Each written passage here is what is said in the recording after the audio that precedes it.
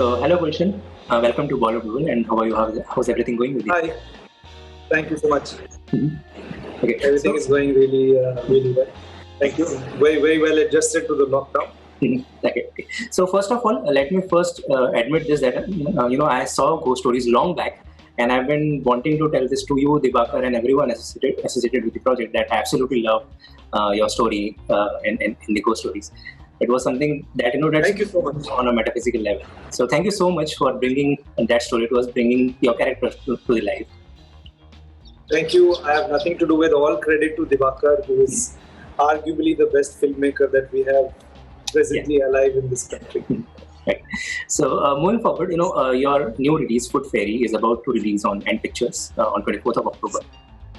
Now, when I see your filmography, I observe a very strong affinity with the thriller genre. This one being a psychological thriller. Be it Shaitan, Dhammaradam, Peddlers, Hate Story, Commando 3. You had people in that. And of course, there's Candy Flip coming up again, which is a psychedelic thriller. Candy Flip is already there on Yeah. It's available on Netflix. So I just want to understand that was one of the reasons behind choosing Food Fairy, it being the thriller genre on a subconscious level. I don't know, maybe subconscious level. Now that you're pointing it out, I haven't really thought about it. I never really think about कि ये genre अच्छा है तो यहाँ पे कर लेना चाहिए. That has never been something. It's not a conscious decision. So when things are offered to me, I decide whether I want to do it depending on how well I connect with the script, how well I am able to vibe with the director, and. So these things are important. So I never really realized that a lot of my films can be classified as thrillers. So this is the first time somebody is pointing it out actually. I do find it interesting. So maybe now consciously I have to make an effort to sort of step out of the thriller thing. Yeah. You're muted. Now you're unmuted. Yeah. And you play the role of a CBI officer in this one. Who's kind of investigating a series of murders. So, what were the major challenges that you faced, while bringing this character to life? Trying to remain authentic. That's always a challenge. Trying to be truthful to a character. Sometimes the degree of difficulty is not just a physical transformation or a transformation that's very visible. Sometimes the work that you have to put in is to consistently put in work to understand what the character is, what the nature of the script is, what is the sensibility of the script. So, and the more time you spend with that, the more nuances will come and things will get easier. So initially, when you start reading the script, when you start discussing, you start with a blank page. You don't know what you're going to do. And then curiosity takes you ahead. You want to figure out more. What does this scene mean? What is what is his motivation here? Then you have discussions with your director, you have rehearsals with your co-actors, and you spend a lot of time, like I do spend a lot of time in my own imagination, imagining and reimagining certain scenes or certain things that I would like to try out with this character. So with this particular character, because I had the time, I spent the time to try and understand the reality of who this person is. So, which I can't really express through words. You just have to see, and perhaps when you see it, you won't feel like, oh, what is so different about it? I mean, it's not. We're not claiming it to be different or anything. But my point is, the more time you spend with something, the better you are in able to understand it, and that understanding gives some layers in your performance. Yeah. And many times it happens that the investigating officers, they have to step into the shoes of the unidentified assailant. They have to think like how the criminal or the perpetrator would think. In this, while you were tailing the mind of a psychotic killer, so did at any point in time while shooting or after the shoot was done, did it cause any sort of psychological whirlwind inside your subconscious? Not really, not at all actually.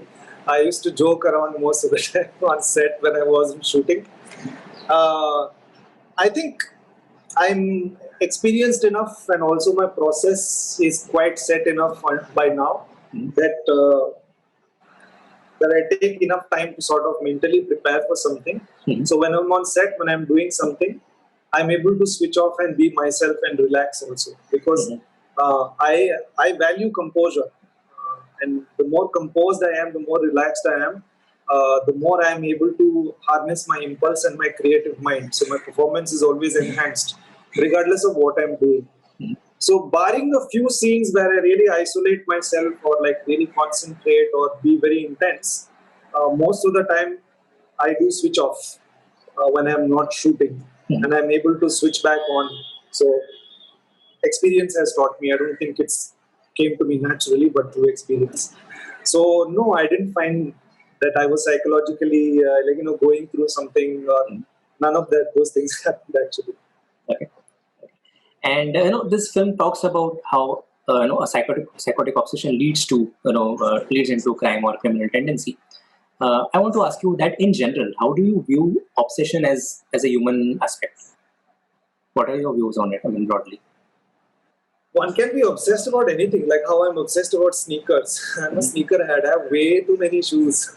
Like I'm nearly, I don't know, maybe I'm not counting, but I'm guessing like definitely 200 pairs of sneakers only, apart from other shoes.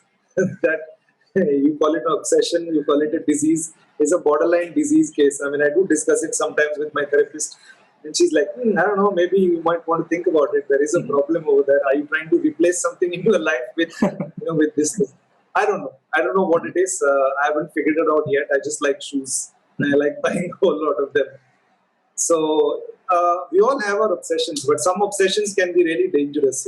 So Food Fairy explores a kind of psychotic obsession, and a psychopath is it's a medical condition. It's a clinical condition. A psychopath. It's a which needs to be dealt with, and a psychopath killer is like.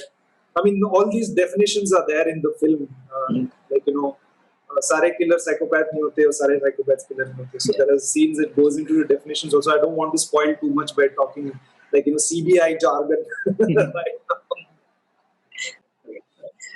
Moving forward, you have always tried to push the envelope with your work and the characters that you've chosen. For example, ghost stories, wherein on the face value it seems like a very very simple horror story, but as you dig deeper into it, you realize how it's a commentary on the contemporary fascism or the political scenario that the world entirely is going through. तो वो जो दिबाकर का जो commentary है, in a metaphysical sense, and your performance is mostly it deals with the physicality of it. I mean, there are no dialogues that your character had in ghost stories, and like you had to use your full body, even for a small nose twitch you had to deploy all your facial muscles. Yes. So how did you bridge that gap wherein between the story of Dibakar that he was trying to tell in a physical sense or in a more abstract way with your physical performance? How did you bring these two together? We always knew it was going to be difficult because neither Dibakar nor me had done anything like this. He had never told a story where he was dealing with full prosthetics, and I had never performed in a full prosthetic bodysuit. So we were both in the dark. We really didn't know. We had some time to prepare, but I wish we had more. At least I would say that I wish I had a few more weeks with the suit or something. A lot of the credit for the performance will go to Dibakar because I think he staged those things. It's in the staging. As to how things will come across to the audience is completely the framing and staging the scene. So, which he's an absolute master in that. And he's also really good with giving direction to actors. In my experience of having worked with him for 7 days, only 7 days, I never once did not understand anything that he was saying. And while I'm doing what he's saying, I know that what he's saying is so correct. Like I have no reason to question anything. Like he's like, do this, and I'm doing that. I'm like, yeah, man, this is correct. Like this is absolutely what I need to be doing over here. So I think it's a combination of an actor who was willing to sort of endure it, like myself.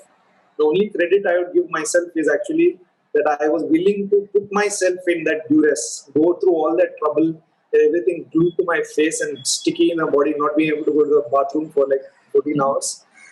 For 7 days to endure that. Combined with a brilliant mind, a wonderful, fascinatingly brilliant storyteller who is a master of his craft. So I think the combination of that was able to create that. A lot of people come and tell me that they really enjoyed my performance, and it, although I accept it, shamelessly I accept it, but I don't think I can take too much credit for it because a lot of it was in the staging, and Yeah. Divakar staged it really well. So as a joke, here's an envelope, and here's me pushing the envelope. Okay. That And envelope. Happy Diwali! okay. So moving forward, you spoke about how you value composure, in the process of acting while you're getting into a character or while you're in the moment. And then in the previous question, you spoke about being in the dark, for something like ghost stories, where you don't know what's coming at you, or you are being surprised by what constantly is being thrown at you. So how do you maintain, the composure while in this scenario, being in the dark? How do you tell yourself, okay, fine, this is what is coming, and this is how I have to, make peace with, or go forward? I wasn't entirely in the dark. So sorry if you misunderstood what I said. I wasn't entirely in the dark when it came to Ghost Story, but I was submitting myself to the director a lot more than what I would usually do. But it's okay, like, because you said being in the dark, like how does one tackle that? Like how, if, say for example, I'm in a project but I don't know what's going to happen next. So the first thing that one needs to do is to accept the fact that this is how it's going to be. That's when you'll be able to maintain your composure. Because you know that it's going to be uncertain, you know that there will be surprises thrown your way. And it happens many times. Many times actors improvise in a scene, your co-actors will improvise, and you have to work that improvisation along. You can't be thrown off by, oh, what is this thing they've done? You just work it into your thing. So that comes with experience, that comes with practice, that also comes with a certain open-minded approach to scenes, saying that, having, like, this is just actors interacting with each other and trying something. So it comes with that. So I guess I was obsessed with composure because I felt that when I'm not composed, whatever I have thought about, whatever I have prepared, I can't access that. लेकिन कई बार ऐसा होता था कि मैंने 2 हफ्ते बैठ के किसी चीज के बारे में सोचा, लेकिन एक्शन बोलते ही मतलब दिल की धड़कन तेज हो गई और मैं सब भूल गया. ऐसा होता था. So then I was like, why is this happening? This shouldn't happen. So what is stopping me from being able to access all that I have prepared? The fact that I'm not composed, the fact that I'm nervous. So then I try and find ways and methods to maintain composure. Taking this slightly towards whatever is happening in the social scenario in the country right now, a lot has gone down from the time Sushant left the world. There have been frequent goalpost changes. So one thing that you have put your comment or your opinion from it a safe distance, while of course seeking solace in sarcasm, which is your most powerful weapon. You wrote a poetry, and I mean there were different things. So I want to know from you, in clear and not ambiguous words, that how do you make sense of things when there's an organized and vilification being targeted towards the film fraternity or your workspace? How do you make sense of it, and how do you what's the way forward according to you? It's very difficult to make sense of anything the moment you get emotionally embroiled in anything. So it's very important to remain detached from it. It's difficult. It's a lot more difficult than, particularly on social media, because if you say something, you get trolled for it and you get like called all sorts of names, and it's much worse for women. Much, much worse for women. So personal remarks will come from. So it's impossible to have a discussion with anybody on social media because it's usually just like mudslinging. If you don't want that to happen, if you want to try and make sense of what's really happening, you have to do it in leisure. You have to really observe what's going on, who's doing what's there, who will benefit from what. And you have to do it from a certain distance, from a safe distance, and you have to do it with as much detachment as possible.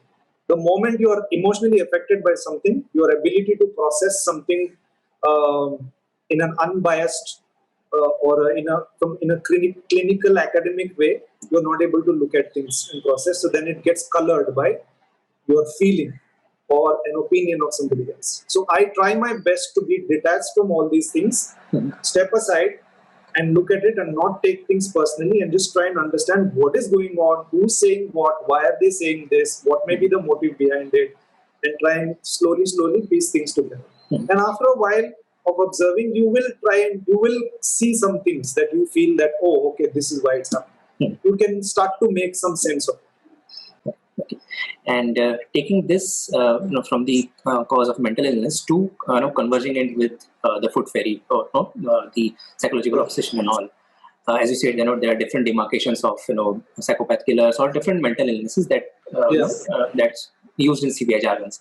So I want to know that in a society like ours, wherein we play pretty close to the chest when it comes to traditions and values, without really progressing into the scientific temperament, do you think Indian society as a whole and mental illness, it's a recipe for disaster that can shatter lives forever?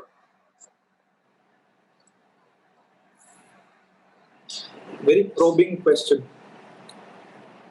I don't know. I really don't know. I feel that there is a certain evasiveness when it comes to certain lack of acceptance also comes from a very nervous place, that people don't want to accept that this could be a problem like mental illness. So they don't want to accept it. But at the same time, you can't entirely blame some sections of society also, because everything is commercialized these days. If somebody is going to be skeptic saying that, oh, why are you saying this? Because you want to, your endorsement is with such and such a company who sell a particular drug that's used by mental illness practitioners. So those things will also come into question. So that's why it's becoming more and more difficult. But it is a problem. It is definitely a problem. It is very much a problem, definitely within the industry such as mine, which is the entertainment industry, where the pressures are really high, and a lot of it is self-inflicted also, because we have such great ambitions for ourselves. And sometimes we tirelessly work towards getting those things, and sometimes people do whatever they can to do that. Sometimes some things that shouldn't be doing also. And then you will burn out, because everybody doesn't have the endurance. Somewhere it will come and get you. So it is definitely, I think as a society, we should calm down a little bit and try and slowly and at least accept it as an illness. Many people even say that it's not an illness. It's a feeling. अरे यार मैं date पे गया था, वो लड़की ने ऐसे ditch कर दिया मुझे. She stood me up. I'm very depressed. So that's a feeling. That's not an illness. That's a feeling. It's a way of expressing. It's an expression. Then depression is a word as an expression. But in reality, depression is an illness. So acceptance towards that is not there.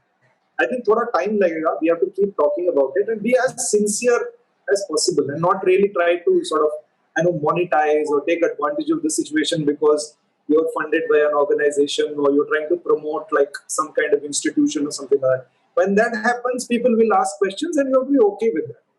I mean, there's nothing wrong with it. So with that, we have reached the end of this conversation. I would like to know if there's something that I may have missed asking as a question and you would have loved to answer. So please feel free to talk about it. I don't have anything to talk about. If you have anything to ask me, please go watch Food Fairy. I had a lot of fun making this along with all my co-actors and the director. I'm very satisfied with the film. Hopefully you will like it too, and hopefully it will entertain you. If it entertains you, please tell us about it. Sure. So it's going to be playing. It's an Ant Pictures exclusive. It's an exclusive TV premiere. It's a first of its kind venture, first of its kind presentation by Ant Pictures. So on the 24th of October at 9 p.m., Food Fairy will play on your television screens. Check it out. Wonderful. So on that note, thank you so much for talking to us, Gulshan. Thank you so much for giving us your time. My pleasure. I wish you all the best. Please take care. Thank you so much. Have a good day.